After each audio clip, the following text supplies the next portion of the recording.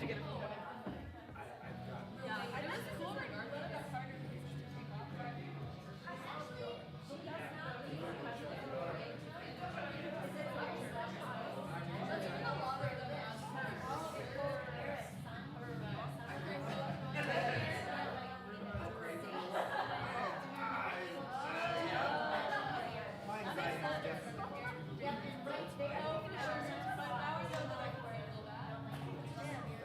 Mostly what I was hoping to get.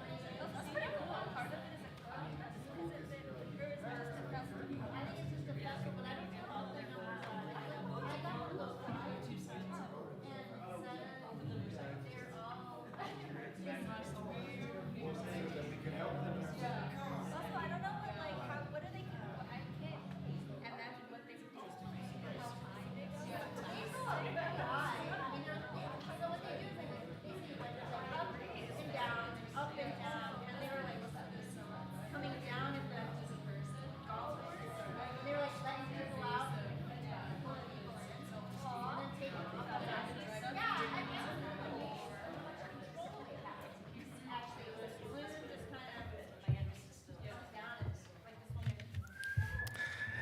Hello, everybody.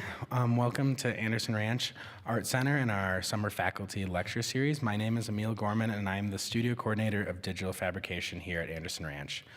Before we begin, please take a moment to silence your cell phones. I want to start by recognizing that Anderson Ranch campus resides on the historic tribal lands of the Ute people who called this area home for over 800 years.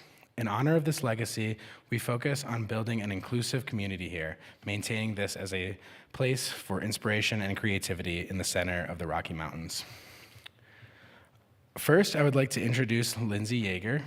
Fueled by a need to find closure in a deteriorating world, Wisconsin-born Colorado transplant Lindsey Yeager paints and illustrates connections between society and nature, between human and animal, translating and reframing human contexts into fearful, raw, and feral allegories. Lindsey received BFAs in new studio practice and illustration from Milwaukee Institute of Art and Design in 2021, and she went on to win 2 Society of Illustrators awards and participate in the 2021-22 cohort of Plum Blossom Initiative's Bridgework Residency. Her work has been shown at VAR Gallery in Milwaukee, Wisconsin, Mana Contemporary in Chicago, Illinois, Soft Times Gallery in San Francisco, California, Museum of Wisconsin Art in West Bend, Wisconsin, and Society of Illustrators in Manhattan, New York, among others. Lindsey is represented by VAR Gallery in Milwaukee, Wisconsin, and works as the studio coordinator of painting, drawing, and printmaking at Anderson Ranch Art Center here in Snowmass, Colorado. Please help me welcome Lindsey.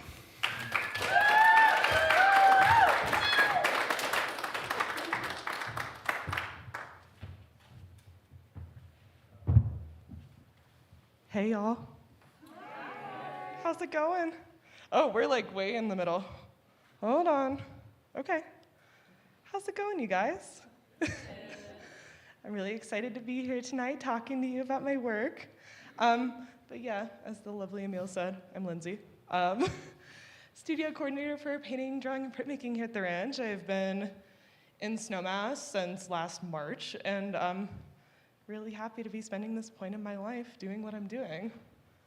I'll start by talking a little bit about myself very, very briefly.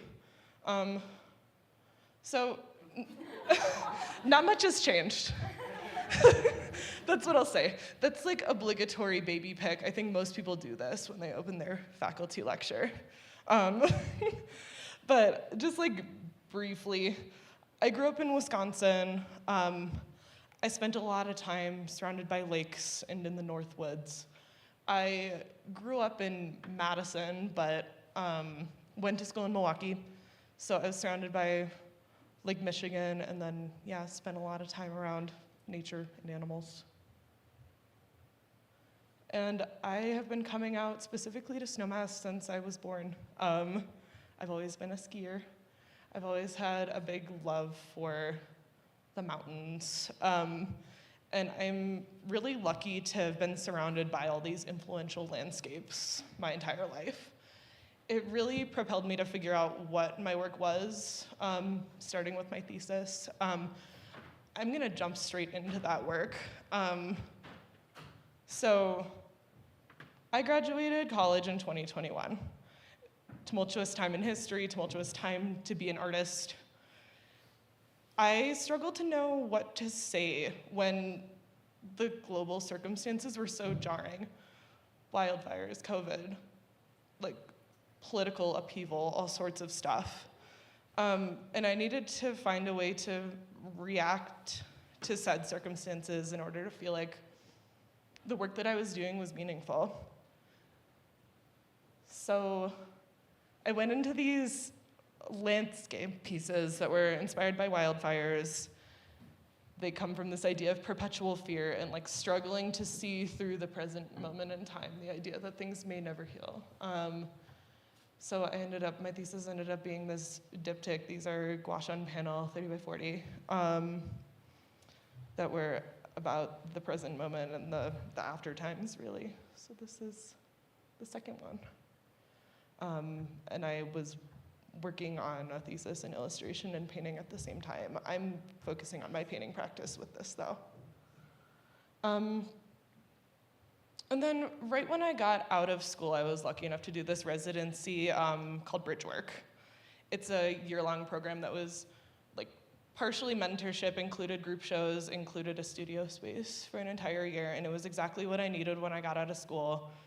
At that time, when I had no idea what was gonna happen with my actual studio practice, I was finding work in terms of like paying my bills and everything. I was doing commercial illustration, but I needed things to look forward to as a painter. So I was doing this work. I was really inspired by the Northern Renaissance and this general structure of the altarpiece, the like past, present, future, great beyond.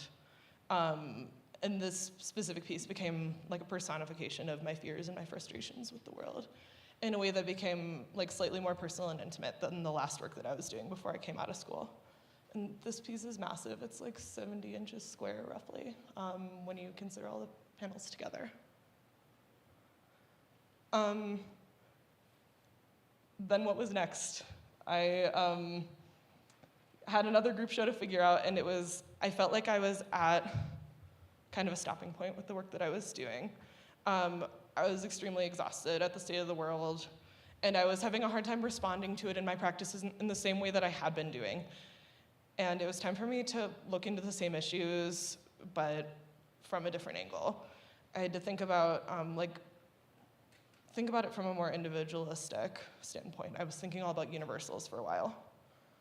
But this is my first studio that I rented for myself. This is what was happening in my life at the time. Tiny little studio, 6 by 13 feet. And I loved it. But I was, working on stuff for another group show, and a lot of the themes that I was working on were about saving yourself and nostalgia for a past that wasn't really that great.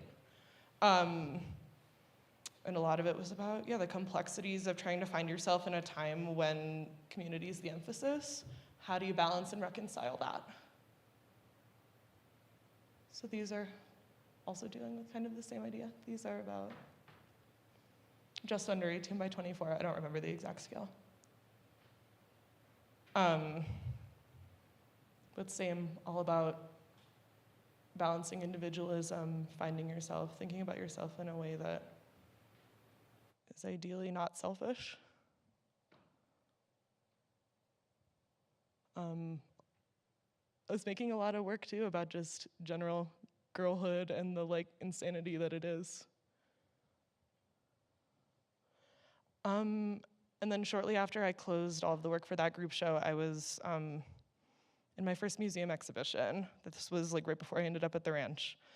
It was a group show of 10 people living and working in Wisconsin. And I was the second youngest person in that show. And I had to think really hard about what to say when I had the platform of a museum. What was important enough to explore on that level? And what I decided was that the message would be that you need to save yourself. Then I moved to the ranch. I went to the opening of this show, like the Museum of Wisconsin Art Show, and like 2 weeks later, I was at the ranch. Really fast process to come out here. I was hired, and then within 5 weeks, I packed up my entire life, my studio, all of my things, and ended up here. And that was like an incredibly jarring experience, if I'm being honest, even though I'm so happy to be doing what I'm doing. But this is my studio as it was at the time. Humble little thing, like not much going on with it yet. I didn't have the chance to like settle in and make it my own quite yet, but I feel that the space that I make my work in is really special to me, very sacred, even if it's not always like shared with others. But yeah, a lot of what was happening with my work at the time was that though I was so excited about my life, I was grieving the change of moving 1,000 miles, like relinquishing everything that was familiar to me in order to do something that was amazing. But it's just like everyday comforts that were totally done for. And I didn't know how to make art anymore. I didn't know what to talk about. It was a mix of, like, I was very excited to be living my life the way that I was living it, but also struggling to figure out what my voice was in an entirely separate context. But yeah, I was grieving. I'm giving you guys memes in order to like get you guys to like laugh so I don't have to talk. So like, yeah. So this is where I was at in my life. And at the same time, I was preparing for like the pressure and the excitement of my first solo show. So this is the title, Despite All My Rage. It was already decided far before I started making the work. I knew that's what I wanted it to be, like probably a year and a half before I even started making the work. It was really important to me to speak to the media that I grew up on when my work is all about the timeline in which I'm figuring out my place in the world. It's very important for me to like talk about this idea that like I'm 25 right now. Like I was like in my early 20s in 2020, and like trying to figure out how to be a normal functioning adult when the world is just like absolute insanity. But one of the funniest and like most confusing things that came out of titling my show this, my gallery interviewed me, and there was like a specific clip that went onto Instagram about it, where yeah, like my gallerist, he asked me, he was like, okay, so what's the deal? Do you like, are you just obsessed with Billy Corgan? Like, what's your deal? Like, is it just like an undying love for Smashing Pumpkins? And I was like, yes, but also,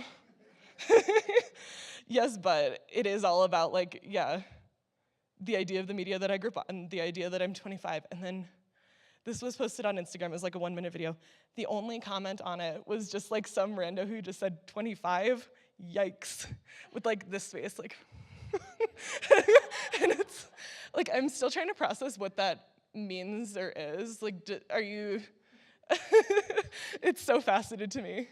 I don't know, sound off during the Q&A if you have thoughts on that.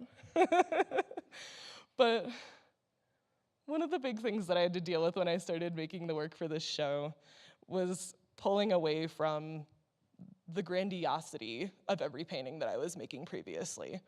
I had to try something soft. So I thought about birds. I thought about when I first moved here and I lived in the dorms, and there were magpies outside of my window every morning. And the longer I've lived here, the more I've realized, like, they're little shits, but they're really cool and like magical beings when you first get here. But yeah, I love vase paintings. I've been doing them for a long time. But these paintings, a lot of them come from the idea of odes to self.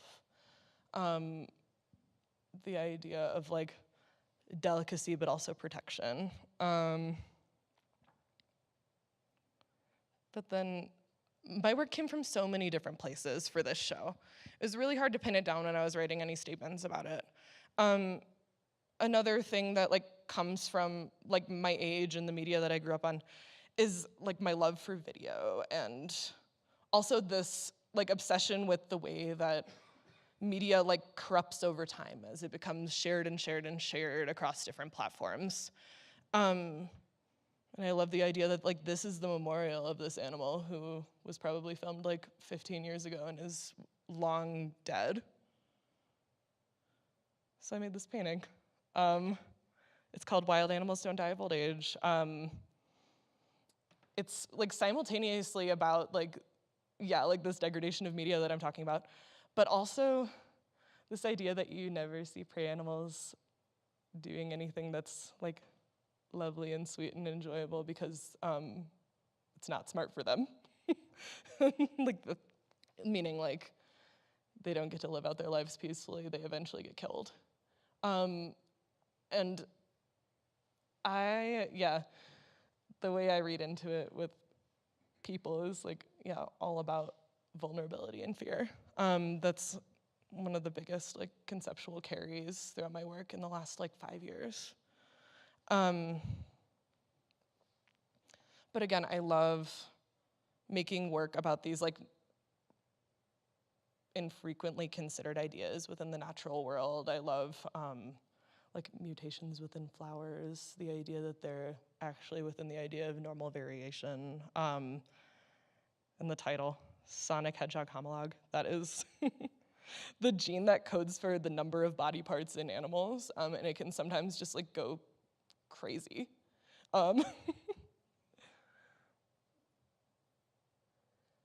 But something I also ponder a lot in my work is death, the simultaneous fear and curiosity of it. Not in like a scary way, but just like a mysterious way, I think. I raised moths last summer. My favorite thing, or like one of the most interesting things about them to me, is the idea that they take like months and months to become a cocoon from being a caterpillar. They hatch, they live as a moth for a week. They don't eat anything. Their whole thing is to just like be born, proliferate, and then die. I'm interested in like that is their whole like life plan as a species, and then I'm interested in like comparing it with people who are so obsessed with like living longer and longer and longer, don't age, don't die ever. Another thing that I'm talking about all the time, it just says in my notes, feminine rage, exclamation point. Big theme for me. Yeah, a lot of it is, I mean, like exactly that. But this painting, I paired this whole feeling with the idea of not being ready to take on the world. Big shoes to fill. This is my dog when she was a puppy. Where are the rest of my notes? Hold on. Okay. So I've done a lot of also like flowier nature-based work that's more in the realm of like revelatory of nature, just like a love for natural forms. It's not really within the realm of like heavy narrative. I need to break it up sometimes for myself. Otherwise I come back to this thing that I've had problems with where it's like balled up in the concept on like a really intense and almost like detrimental level in terms of still continuing to make work that I'm excited about. This is kind of the same way, inspired by the first snowfall in like the southwest corner of Colorado. I definitely was considering a lot of different things within my work for this show. One of the big and most challenging things for me to articulate, a lot of my work ties into mental health and feeling like no one understands where I come from in the world. And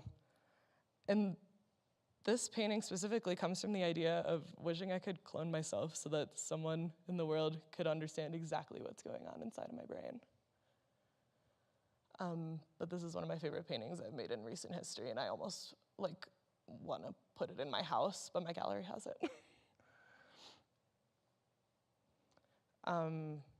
But then I'm also thinking about utopian ideas of nature at the same time. I've been challenged to do that before by people who know that my area is cynicism. It becomes very easy for me. So how do I talk about nature, the world, the future in a way that's hopeful? But at the same time, I like this idea that when you look into the details of it, there's simultaneous elements of beauty and disgust within it. Also part of that show, I also have a drawing practice that's more stripped back. It's, more based on the small appreciable moments in everyday life. But I really enjoy also making work that isn't so about color and the almost digital graphic qualities that I'm used to using within my work as this huge pushy device. And then I've also, for my show, I also made some screen prints that are a further play on those vase paintings. What time is it? Okay. But now I'm coming into the recent now. So this is my studio as of a week and a half ago. I cleaned it up. It feels much more homey. Again, I just think that the place that I work in is very telling of the work that I'm trying to make, and it's just sacred, special. I thought I was gonna be able to take a 4-month break or so. People kept telling me take forever after you do your first solo show to just not make anything. And then I got asked to make some work for a show in mid-June. And it's but also, I'll do it. So I got asked to be part of a group show called Fortune Teller. It was all work about the future. Where I feel my work is always about the future. So I was just kind of thinking, how do I address this in a way that I haven't before? I wasn't really sure how or what I was doing when I first initially made it, but when I was making these notes, I think I summarized it in the best way I have yet, which is just exploring more mystery within the great beyond. But, okay, this piece is one where I'm revisiting this idea of kinship, twos, self-reflection, repetition, reiteration, growing and changing. One of the biggest things that I don't think I understood about this painting until after is that it was a way for me to cope with the idea that, of accepting that while I am changing, other people are too. So hence my little Fleetwood Mac title. But that's something that I've been trying to communicate a lot in my work lately is the idea that, I struggle a lot with the idea that I am out here in Colorado. My whole family is 1,000 miles away from me. My grandparents are getting older. My cousin is gonna be graduating college. There are so many things I'm not seeing. And I'm trying to find ways to appreciate that it's still happening and being okay with that I'm not there for all of it. This painting I finished 2 days ago. Glass enamel, flash on panel, 18 by 24. But I feel the way that I've worked with landscape all the time has been this loaded, staged approach to putting together nature, stuff that is very contrived feeling, almost like a set. And I was trying to come at that in a different direction. So this is, lighter thing than what I've been thinking about recently. But yeah, that is the most recent thing I've worked on, and I believe that's the last thing I have for you. Yeah. Thanks, guys.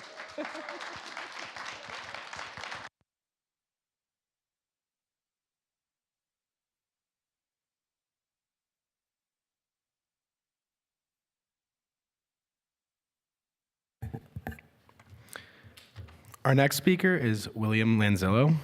William Lanzillo is a sculptor whose work includes objects, performances, and interactive experiences. He received a BA from Carleton College in 2019, studying both psychology and studio art. He recently earned an MFA in sculpture from Cranbrook Academy of the Art in 2023, and he is also the studio coordinator of sculpture here at Anderson Ranch. Please help me welcome William Lanzillo.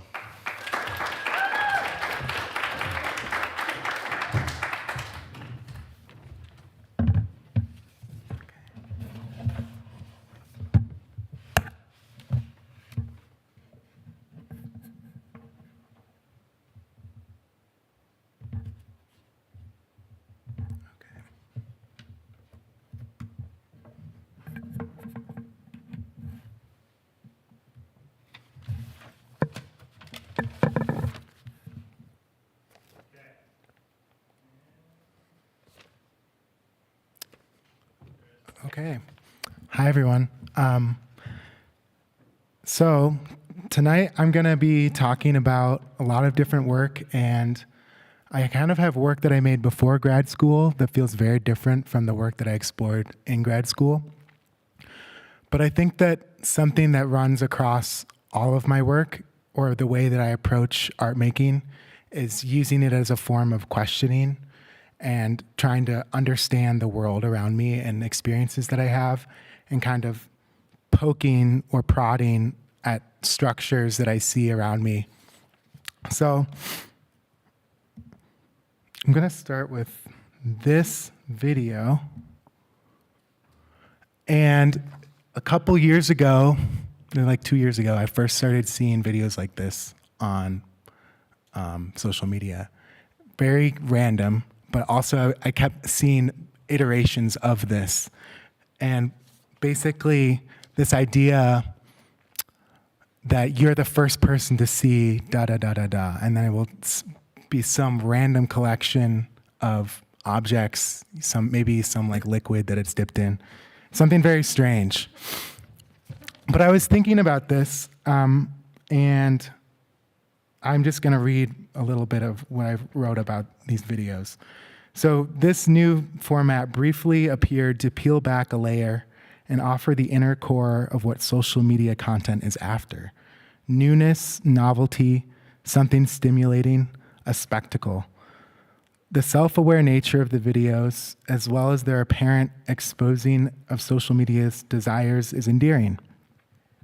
The video format also captures another trend, that newness is perceptually close to rawness, that unfiltered and unpolished insights can be exposing, possibly more genuine and more direct. The sheer chaos of these videos inevitably leads to entropy, where the specifics of the video do not matter. It is merely the idea of newness that is communicated. The instant when my brain recognizes the format, the novelty is already understood, and while I may choose to watch the newest version, I can just as easily keep scrolling with no thought that I will have missed much. So I'm just going to start with that as this kind of idea of like searching for novelty, searching for something new, and kind of this like futile nature of that. And now I'm going to switch gears a little bit and go back to work that I was making at the end of undergrad. And I think that there's still a thread here of, in this case, trying to find like a novel form of architecture, at least for myself. So I got really interested in making work with steel, and I got really invested in that material. And at this time, a lot of the work I was making was heavily involved with processes. I was also doing a lot of printmaking. And yeah, what I think about with these is this idea of like kind of searching for how the world is structured on a very fundamental material level and trying to like capture space and drawing in space with 3 dimensions. So using the rod as my mark making essentially. And then I was also thinking about how these sculptures become flattened and then can be translated back into 2 dimensions. So then I started printing portions of these sculptures, using them as like patterns to create texture, and then starting to bring that texture back into 3 dimensions. And so kind of this iterative process of the sculpture informing prints and then prints informing sculpture. And all of this, again, being this very, I would say, very formal approach to trying to understand space and trying to understand what's 2-dimensional, what's 3-dimensional, where do you draw the line between that? And like on a very fundamental, in terms of like a formalism, basically, level. And then so for instance, here's using scrap material to create prints. And so, yeah, I just kind of kept repeating these forms. And I was also interested in how they related to our bodies and that experience you have with them, where you can look through them. They frame environments around you. And there is an element of interaction that I also really enjoyed, and I jumped off of into other work. But that was kind of a starting point, was like this bodily interaction with the sculpture. But these are all static. And yeah.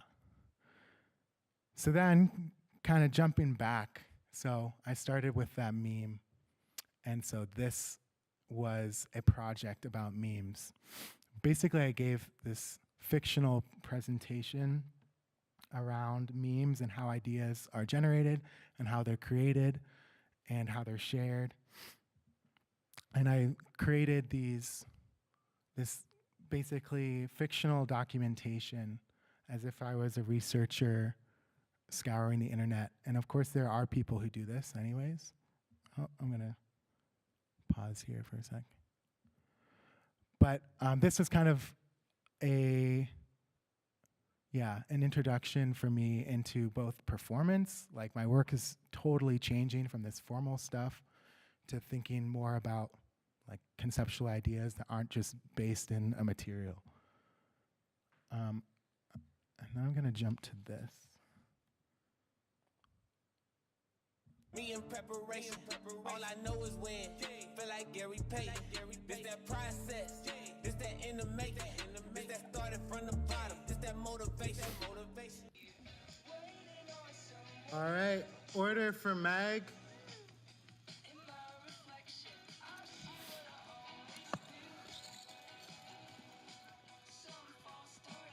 Oops.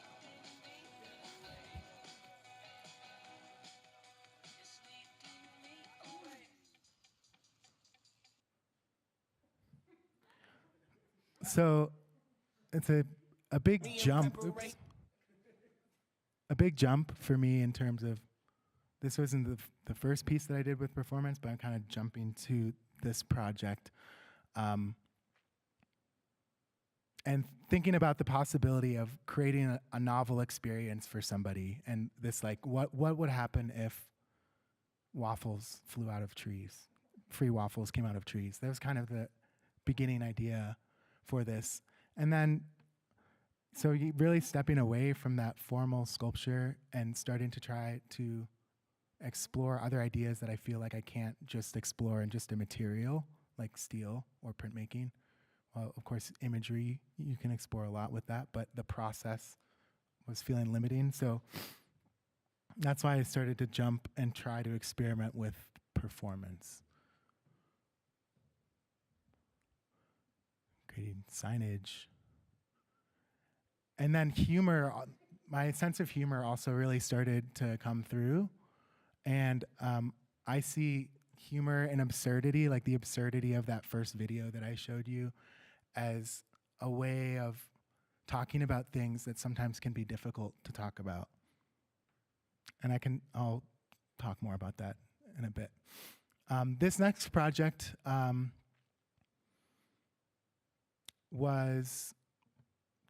it happened 2 years in a row in graduate school, and over the span of 2 weeks, I made this makeshift space in our crit space. So this space was called Tall Space because it had the tall walls, and there was a kind of this little gap behind the wall, and I created this platform and a staircase up to this little gap. So I was thinking, like, how could you take this space and transform it into something that could be anything? So it became this like impossible space. You go up stairs into this wall, and then I started programming out of it. So you just saw there, I had like a smoothie bar out of this. There was a hotel, somebody spent the night there, and all this programming happened over the course of basically a week and a half. And also started getting other people involved. So I did COVID tests. Here was a show, a tall-themed show that brought other artists into the space. And this for me was about like a rapid exploration of what happens if you do something, make something happen as fast as you can. In the first year, the final iteration was this fashion show. So a friend, Kiwi, created all these outfits and got other people to wear them on the runway. It was really fun. And then I also then just started thinking about how can you take something, this idea, this experience, and start to turn it into, like, kind of snowball it so that the documentation becomes new work in of itself. So I created kind of this archive of everything that had happened over this very short period of time to try to create like kind of this mythology essentially around this place, this strange architecture, basically. And then I did the same thing my second year in grad school. And so it started with a launch party. There was a boat launch and a stomp rocket launch. And there was also like a stock launch. And so again, like the absurdity of this space kind of opening up the door for anything to happen. So this is Kiwi again, did like mending up in the space. People brought him clothes. Sarah taught ceramics up there, which was really fun. I had a cloud store, which was just selling cotton candy, but it was all free. Somebody made an altar up in the space. So again, lots of iterations, and these are being all these posters of everything that happened and just kind of using that ephemera as a documentation. I also had a shuttle service to Menards to see a piano player who's there. So it's like completely absurd. This project was a collaboration with my friend of mine, Noel, and essentially we created this absurd timeline of events, images, text, and then incorporated that into a critique and kind of disrupted the critique via performance.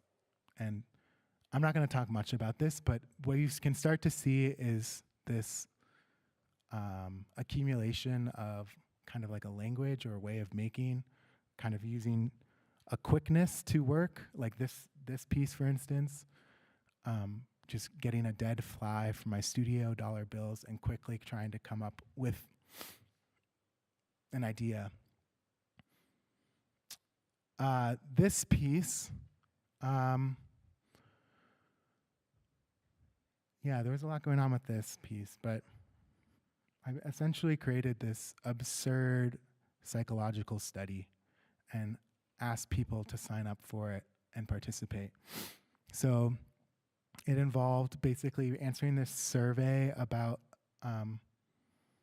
absurd experiences, and then I extracted people's tears with like onions and toothpaste. And it was kind of like the sterilization that happens when you go to like the doctor or interact with institutions, co-opting formats like this kind of, looks like a standardized test or something like that, but then populating it with something that doesn't make any sense. Using WikiHow, how to cry. Yeah.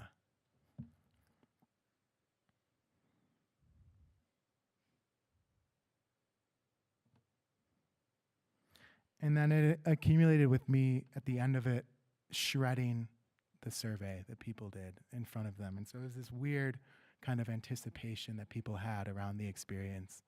And then it all kind of leading to nothing.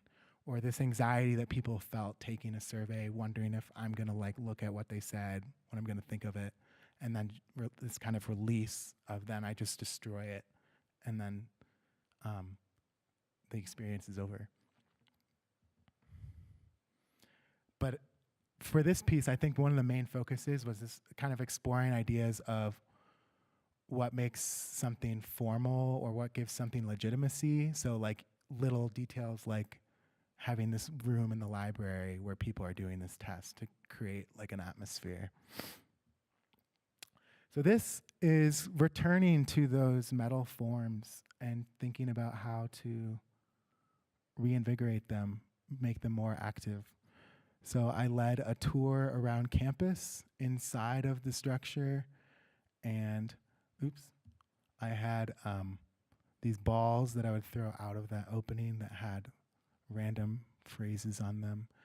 And it was kind of just a way of like, we're all used to this campus and taking it in a different way. And this being an impractical way to move around campus, but kind of this like, creating this like essentially like a beacon that people were following through campus with that flashing light.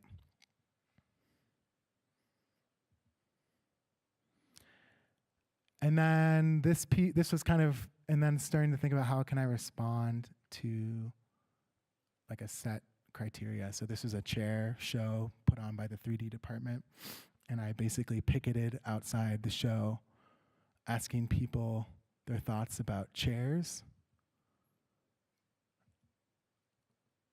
And handing out these flyers. And I'm thinking about like people who are, the world's ending flyers, things like that, but making it about chairs.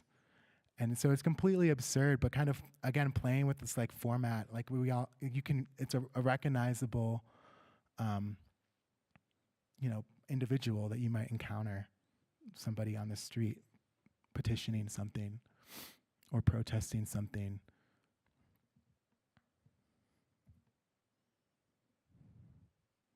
Had people draw chairs.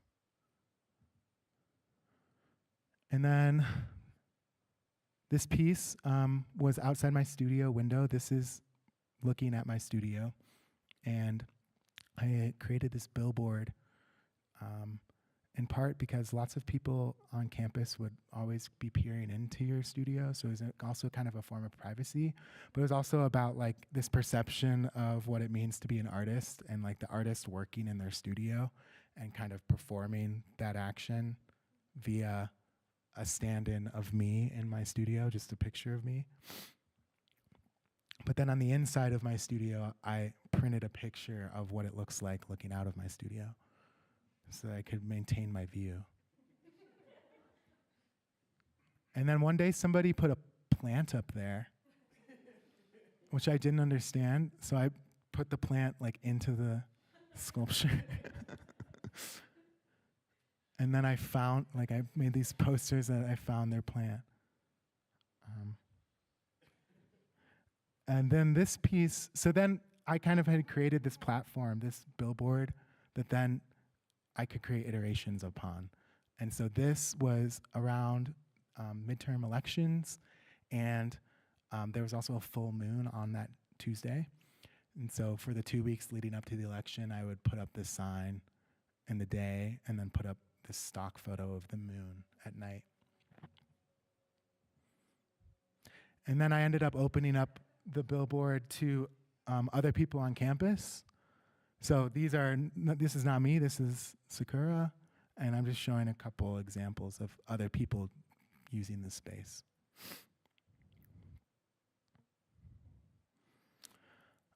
This piece, a friend at the time had this gallery space in their window of their studio. And I was just going to show this video.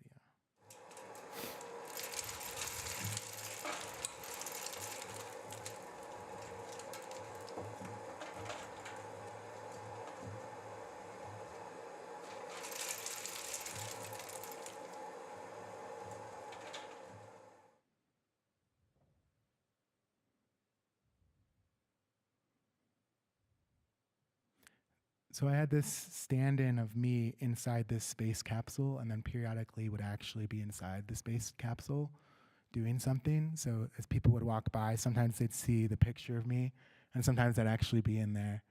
And in this case, I was making popcorn inside, and the popcorn would come out into this bucket.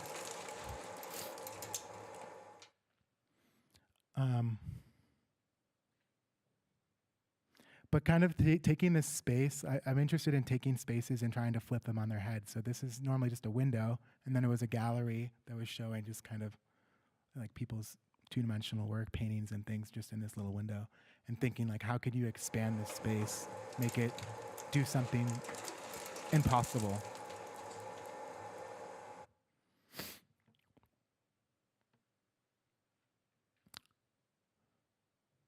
And reflecting on work, I often will write about it and kind of poetry, so that's some of that. And then work kind of spirals on itself. So using the billboard to promote a co-working space, which was inside the museum. This was part of my thesis. So people could sign up to use this platform and do work in the museum, and it created this situation where they're both watching other people in the museum, but people who are visiting the museum are also watching you work. So it's kind of thinking about like, what does it mean to work, and what are like some cliches potentially, or like markers of work. And then I paired it with, on the lower level, was essentially a photo booth where there was a picture of the Sistine Chapel, and then you looked up at that on the ceiling, and you could pull a lever. Let's see. And God's hand would come down and take a picture of you. So I'm thinking a lot about like how you're perceived in different spaces. So this perception of work paired with kind of this very playful space. And then also thinking about like the Sistine Chapel as this like quintessential like heavenly experience, or like spiritual experience, and then tying that to both work, like what's the relationship with work with something spiritual like that, and then also what's the relationship of something spiritual to ourselves and our own perceptions. And I remember visiting the Sistine Chapel and everyone trying to sneak photos of that. And so I was thinking about watching yourself look at something like that. Trying to, and then that pairing again with like being watched in the museum as you're working in the co-working space. It's a picture of me and Daisy. And then that platform got reused into another piece. This was a collaboration with my friend Noel again, and Jordan Wong, another artist.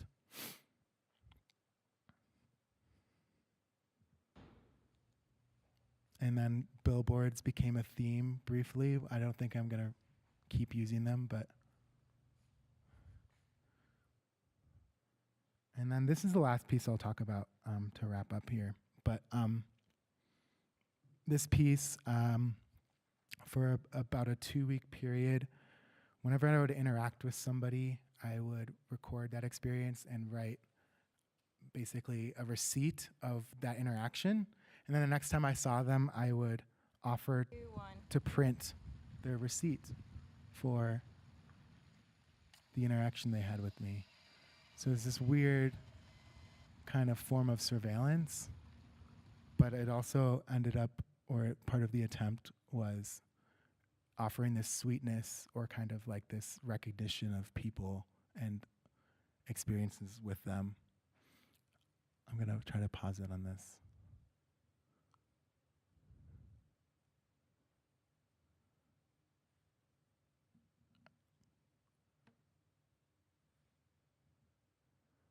And this is my most recent work. These are giant Cheerios that are made out of Cheerios and then put back into the Cheerio bags, and then they naturally mold. And I was thinking about a lot of different things, but something that I hadn't realized was, until talking to my parents about my grandparents, was that my first and only memory with my grandpa was him feeding me Cheerios. And it's sometimes interesting when you don't make that connection initially, and then there's potentially a reason or a deeper reason why you're like attached or drawn to a material, or like, you know, maybe why I wanted to like blow it up or make it big. But I have one more piece, but I'm not going to talk about it. And thank you.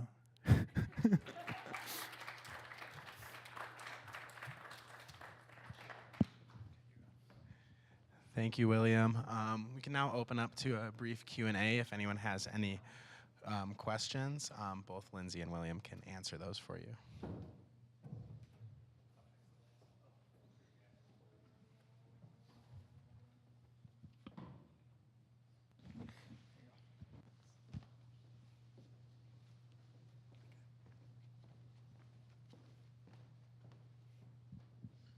Thank you both. Thank you both. That was really awesome to see, and it's a nice insight for both of y'all's work. I'm going to ask you both separate questions. Lindsey, how does the degradation of medium, your media specifically, manifest in your work? And are you focused on the digital media degrading, or are you talking about the physical media? And then William, what is the novelty of creating space? And yeah. I would say, more so than anything else, it speaks to like loss of memory in terms of that. Maybe that's why I love looking back on like images and memes from like 10, 15 years ago is yeah, just the general loss of it that can be compared to my own brain. I think that's the best answer I have for that one. The novelty of spaces. I think that saying creating, yeah, I think it's exciting to reimagine a space and potentially repurpose it, and it can kind of like open up the door to having experiences that you wouldn't normally have in the everyday, and kind of like being confronted with something that is unrecognizable or something that feels familiar but you can't quite place it, kind of makes people potentially uneasy, but also then like potentially opens people up to having an experience that could potentially lead to like thinking about something slightly differently.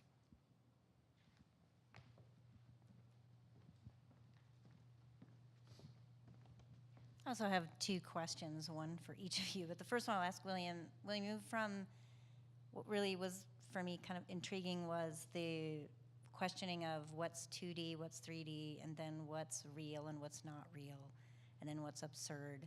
and something that becomes so absurd it becomes normal in a way. So my question is, for you, what is the function of that absurdity in bringing that to light? I think it can have a number of functions. I think that absurdity,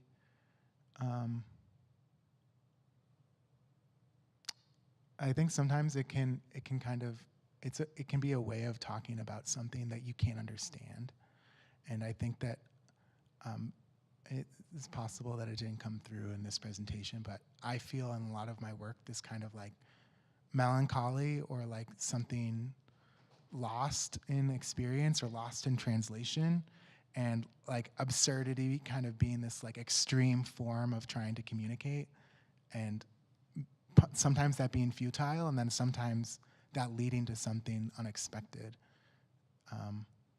So I think that it's a fine line between chaos, where it's completely meaningless, which is kind of what I was bringing up with those videos at the beginning, where they kind of lose their meaning. You see something like that and it all feels the same. But then sometimes they also point to something that potentially is meaningful, and it's fleeting, I think. But I think that's also what's exciting about it.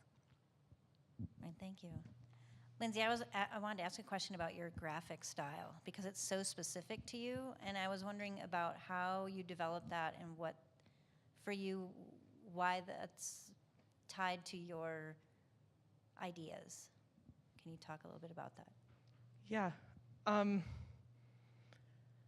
think one of the most important things about my graphic style, my sensibilities in terms of form, color, cuteness is a big one as well, is the idea that I need to be, I need my work to be seen as being made by someone like me.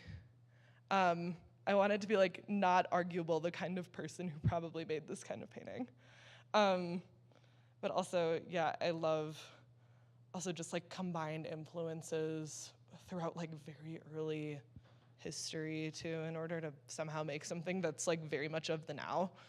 The idea of like taking a bunch of influence from like illuminated manuscripts and like like I don't know, like ancient vessels from Peru. There are all sorts of different things that I look at. And then I'm looking at artists that are making really cool stuff right now. I had an illustration like guest lecturer who said, when you're making something really exciting, you shouldn't look at anybody else's work because you need to be entirely original. And I think that's lame.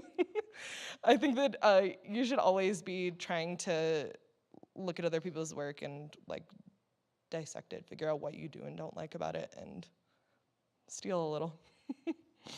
Right on.